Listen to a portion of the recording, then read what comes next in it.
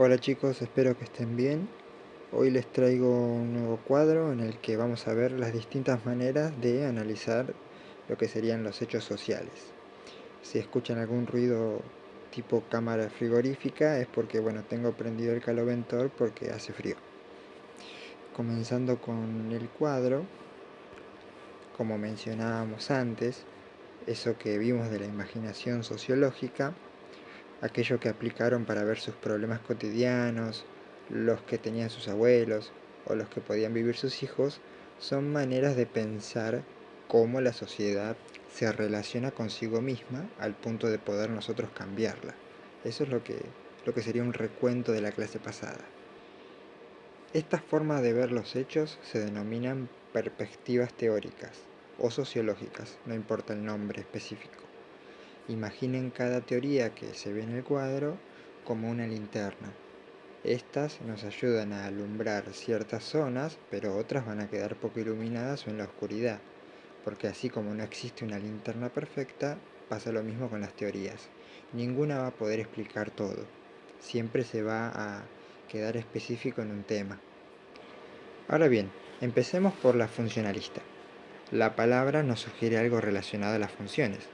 Por eso mismo, esta teoría entiende que la sociedad tiene en la mayoría de sus aspectos cotidianos una razón de ser, como si fuese un circuito eléctrico donde hay una explicación social para que ello exista.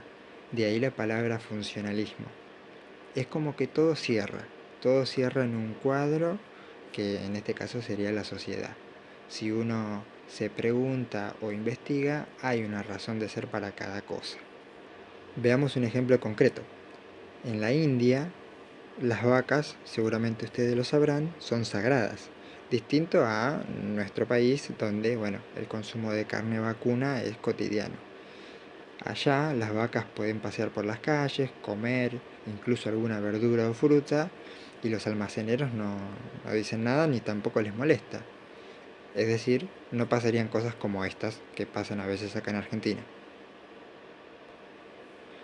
Pero bueno, en fin, para ellos no es algo impuesto, lo tienen internalizado. Ahora bien, la respuesta no solo es en el sentido de, bueno, son sagradas y listo. En realidad, este tipo de ganado produce leche, abono para los campos y combustible para cocinar. Es decir, hay varias funciones que cumple la vaca para la sociedad. Por otro lado, ¿qué pasa con los pobres? ¿No es mejor brindarles esa carne para ayudarlos y que no se mueran de hambre?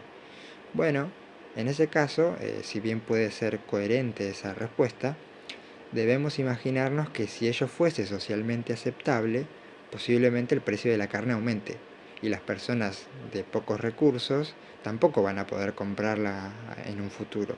Así que estaríamos frente a un problema parecido. Relacionado al segundo punto, si alguna costumbre, acción o pensamiento no funciona, lo que se conoce como disfunción, la sociedad con el tiempo lo va a eliminar y va a desaparecer, porque no le ofrece nada. Pero cuidado con esto. ¿Qué pasa con los robos? ¿Qué pasa con la inseguridad?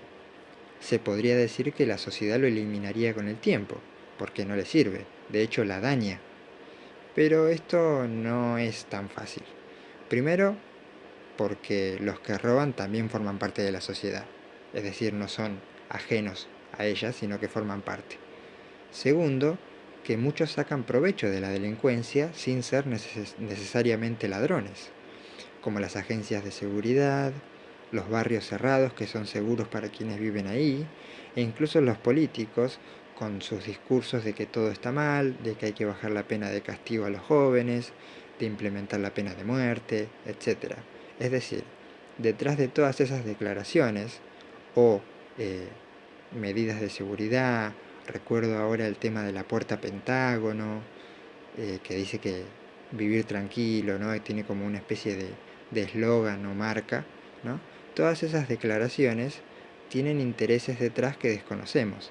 Es decir, que no siempre determinado aspecto o factor de la sociedad que parece totalmente negativo lo es para todo el mundo. Puede haber gente que se beneficie con ello. Para finalizar por hoy, hay un aspecto interesante y es que nos ayuda a ver las funciones manifiestas y latentes de alguna institución. Las manifiestas son aquellas que son conscientes, claras y específicas.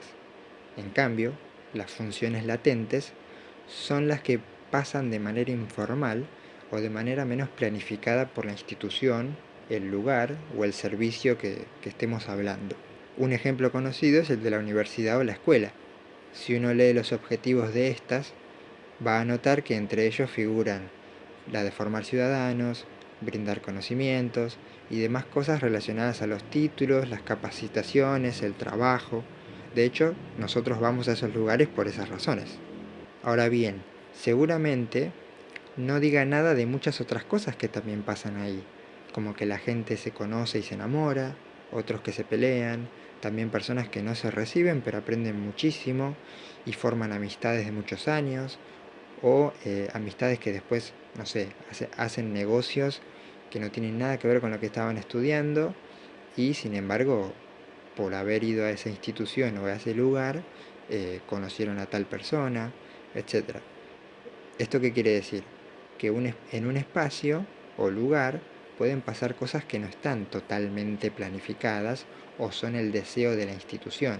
Esto puede aplicarse también a hospitales, a cárceles, a lo que sería escuelas, a transporte público, etcétera.